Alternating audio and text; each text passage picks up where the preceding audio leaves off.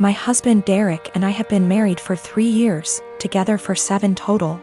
Several years ago, about 6 now, I guess, I worked closely with a male coworker, Paul, that Derek was never fond of. Paul and I never had an inappropriate relationship.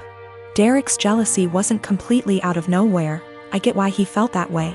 Those couple years were a perfect storm of relationship stress. I was working long hours.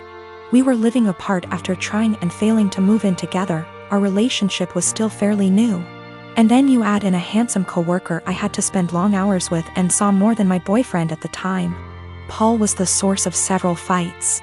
Again, we never did anything that wasn't completely kosher. Eventually I told Derek he needed to trust me and get over it, or we were going to have to break up. He said he would stop worrying, and for the most part things were good. When Paul transferred out of state a few months later, things were really good. There were no worries at all, and our relationship has been amazingly strong ever since. This last weekend, my husband went out with a couple friends to some bars and a football game. When he came home, he was pretty wasted. We talked for a bit, and he mentioned how a friend of his had told him that he broke up with his girlfriend because she cheated on him. I commented on how that was a bummer and good for him for finding out before they got too serious. Derek, however, had a different take on it. He said it was a shame because they had seemed like a good couple, and if they really loved each other his friend could move past the cheating. Just like he had with me. At first I thought my husband was admitting to cheating on me, and asked him what he meant. He told me he always knew that Paul and I had slept together at least once all those years ago. But he knew I was the one for him and forgave me. I told Derek that I had never so much as even hugged Paul, except maybe at his going away party, let alone slept with him. Derek sort of just patted me on the arm, said of course, and passed out. The next morning I asked him about the conversation and he said it was okay, he had forgiven me, it wasn't even an issue. I again stressed that I had never cheated on him with anybody and I needed him to believe me.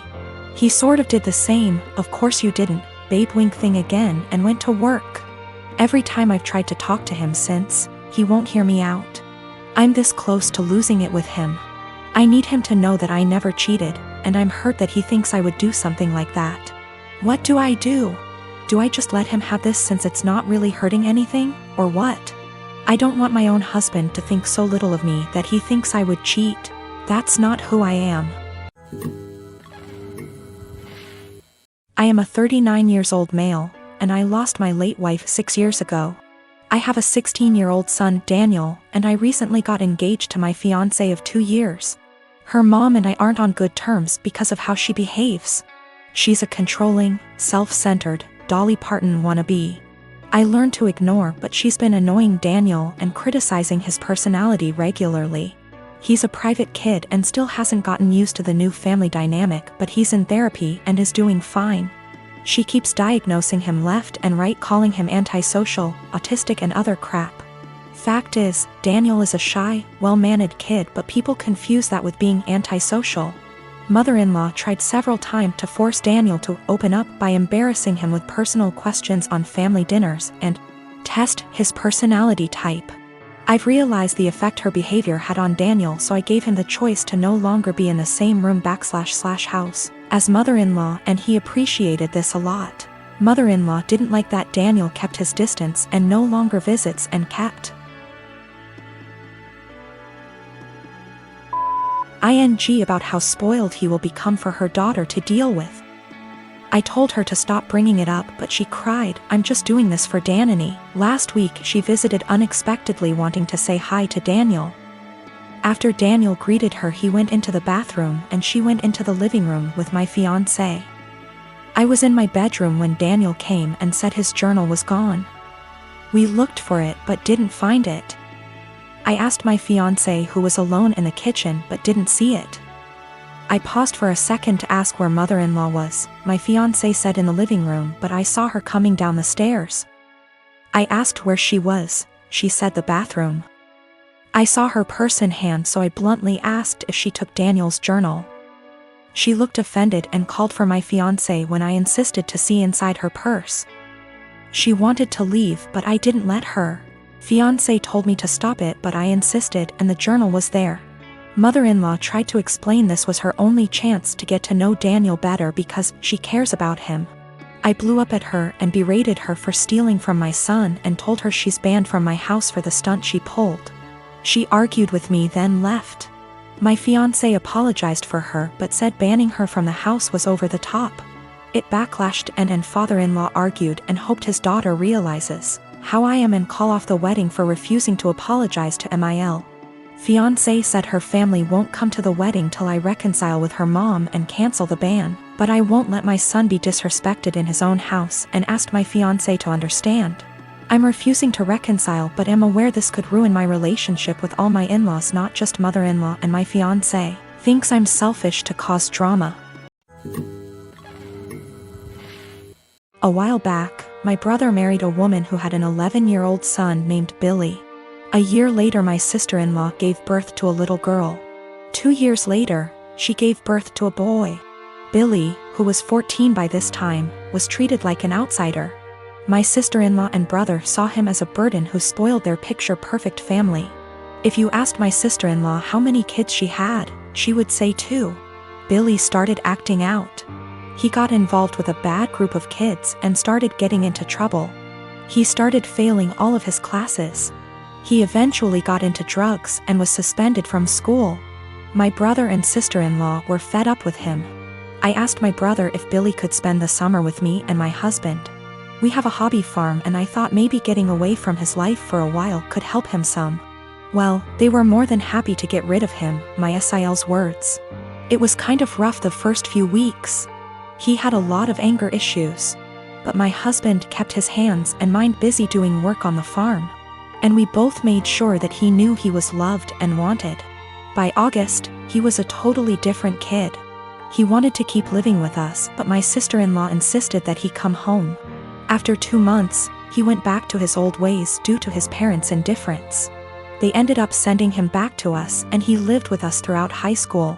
He ended up being an A/B student and kept with a really great group of kids. He got involved in baseball and got a scholarship to a local university. He's 22 now and is in his last year of school. He's engaged to a really great girl.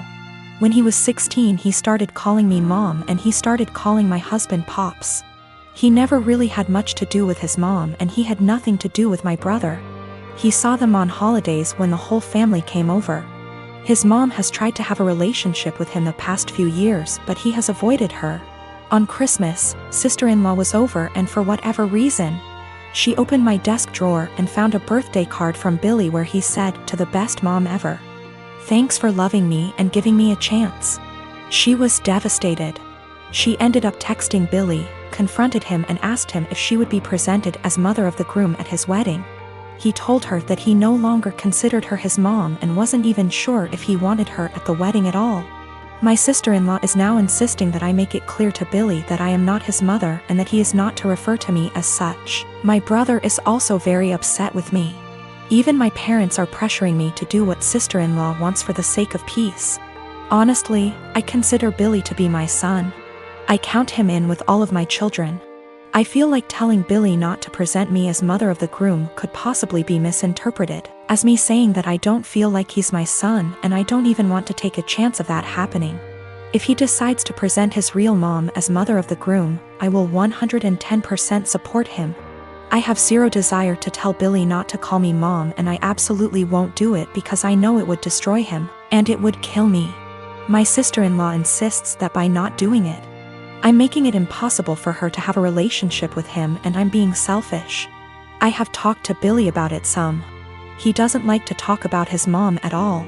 He basically just said that he doesn't see her as a mom and has for sure decided he doesn't want her at the wedding. I understand and respect that. I am 15 years old, just celebrated my birthday. My family doesn't have a lot of money, so I didn't expect much. Mom cooked my favorite dinner, and we all had ice cream for dessert. I also got a birthday card with $25. It was a nice day. My boyfriend, 15 years, was invited to the birthday dinner but couldn't make it because he had to work. He felt really bad but promised to make up for it the next day.